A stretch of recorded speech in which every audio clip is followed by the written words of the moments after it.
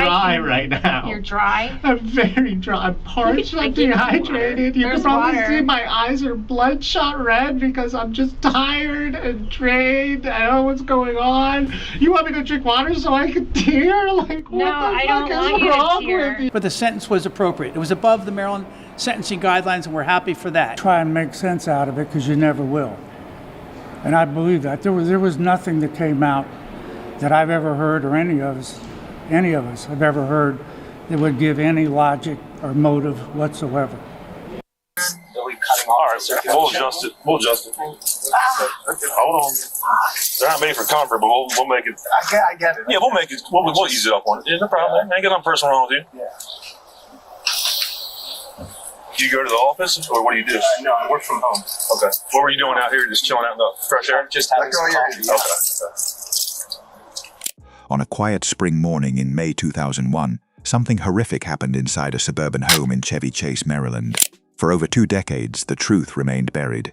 Then, in June 2024, a man was arrested at an airport, not because anyone remembered what happened, but because science finally caught up with the past. This is the story of Leslie Pryor. This is the story of how a single drop of blood, hidden in a genealogy database thousands of miles away, solved a murder that had become cold, forgotten, and seemingly unsolvable. It was Wednesday, May 2nd, 2001. Leslie Pryor was a 49-year-old woman who lived on Drummond Avenue in Chevy Chase, Maryland. She was the kind of person who ran her life by the clock. Punctuality wasn't just a habit, it was who she was. When 10 a.m. came and went, and Leslie hadn't arrived at her office, her boss knew something was terribly wrong. He made the first call to Sandy, Leslie's husband, who confirmed she had been getting ready for work that morning when he left for his job. She should have been at the office by now. Both men headed straight to the house. By 11:30 a.m., Leslie's boss was knocking on the front door. No answer. When Sandy arrived moments later, he found the front door unlocked. What he discovered inside would change everything. Blood covered the entryway. Furniture was overturned. It was clear that a brutal struggle had taken place right there in the foyer. Sandy frantically searched the house while his boss called 911 dispatcher. 911, which emergency? Caller. We just walked in the door, and there's blood in the foyer. It looks like something possibly happened. Police arrived within minutes. When they searched upstairs, they found Leslie in the master bathroom face down in the shower. The water was still running. She had been beaten 7 times across the head, strangled, and then dragged upstairs in what appeared to be an attempt to clean up the crime scene. But the killer had made mistakes. Forensic teams found swipe marks on the door, the floor, and along the stairs. Evidence of an incomplete cleanup, probably interrupted when Leslie's boss started knocking on the door. The evidence painted a specific picture. There were no signs of forced entry, which meant Leslie likely knew her attacker. The killer was bleeding. Forensics found male DNA under Leslie's fingernails where she had fought back, along with blood near the dining room window, at the kitchen doorway, and along the back door. The first suspect was obvious: Sandy, her husband. He was the last person known to be with her. Detectives brought him in just 22 days after her death and pushed hard. Detective, we all know who's responsible. It's just a matter of getting to the truth of it all and having you explain what drove all this.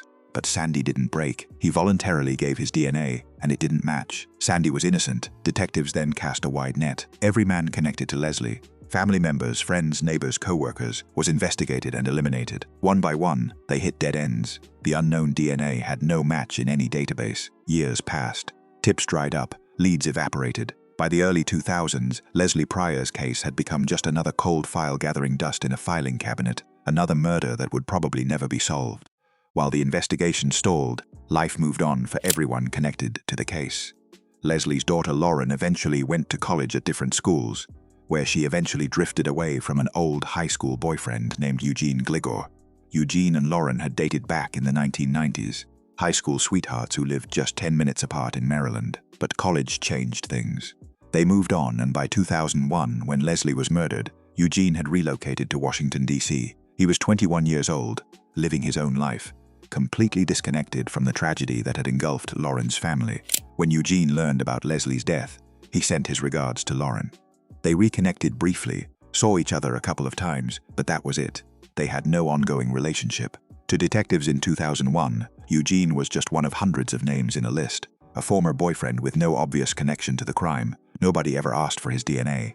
Nobody suspected him. The case simply went cold. Eugene moved forward. He rebuilt his life in DC. Years turned into decades, but science never stopped advancing.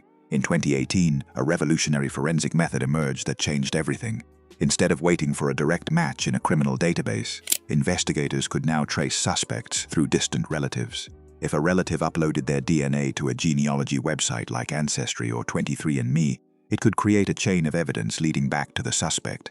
This method had already cracked hundreds of cold cases. In September 2022, nearly 23 years after Leslie's murder, investigators decided to submit her killer's DNA to genealogy databases. They sent it to Aram Labs and waited. What came back wasn't a name, it was a connection. A distant relative living in Romania had unknowingly uploaded their DNA to a genealogy database while searching for their own family history. That single match was the thread detectives needed.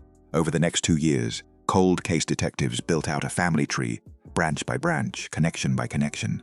They narrowed down the possibilities, they checked relatives, they eliminated suspects, and eventually all paths led to one man. Eugene Gliger. Eugene had no idea what was coming. On June 18, 2024, he stepped outside his apartment in Washington, D.C. on what he thought was just another ordinary morning. Suddenly, a U.S. Marshals task force surrounded him. He was handcuffed and driven straight to a police station, with no explanation. He was placed in an interview room with ankle restraints. Detectives read him his Miranda rights, and then they finally explained.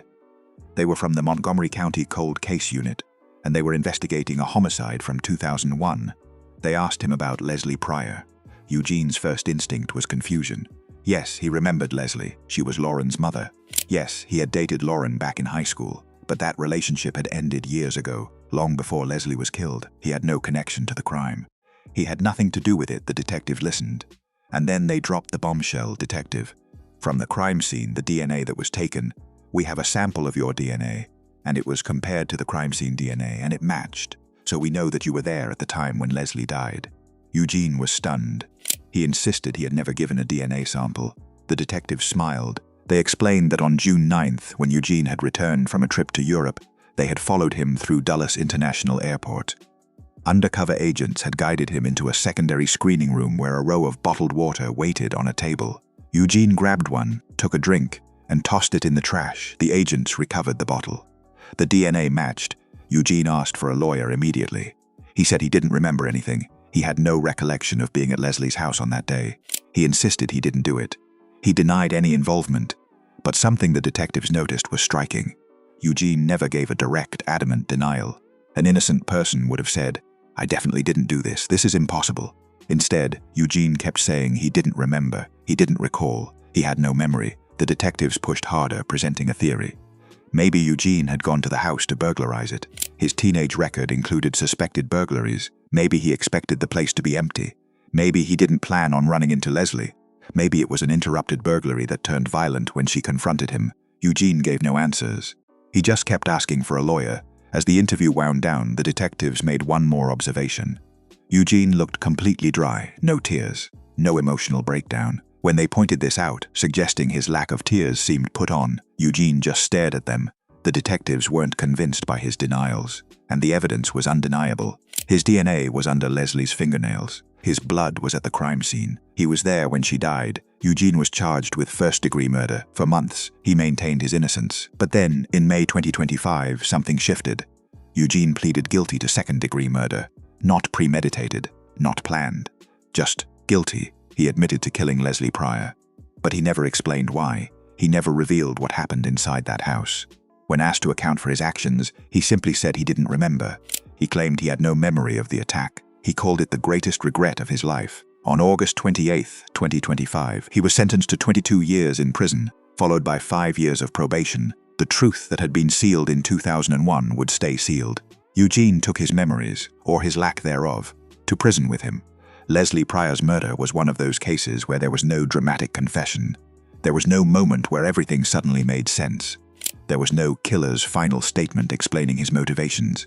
There was just a long gap in time finally closing. For 23 years, Leslie's case sat unsolved in a filing cabinet. Her killer walked free. Her family lived with questions that would never be answered. But then science caught up. A distant relative in Romania, a genealogy database, a discarded water bottle at an airport. These small, seemingly unconnected details became the thread that solved a mystery that had defied investigators for over 2 decades. This is why cold case work matters. This is why detectives never give up. Because sometimes justice doesn't come quickly.